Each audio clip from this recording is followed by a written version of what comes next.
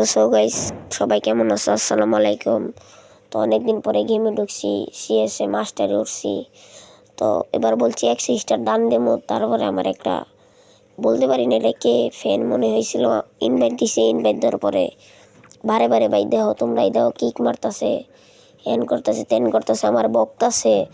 তারপরে আমি জিগেলাম কাস্টম খেলবানি। পরে আমার কইতেছে যে কি ভাই তোমার সাথে কাস্টম খেলবো, তুমি তো বর, তোমার বাপেও পারতো না, বরচত বইলা খালি বারে বারে কিক দিতেছে।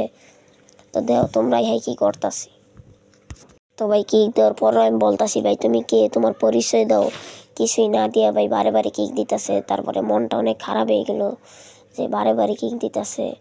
তবে বলতে পারি না এটাকে, মনে হয় মোটামুটি খেলা একটু কমই পারে, আর পারলেও ভাই এটি আমার দিকে লাভ নাই।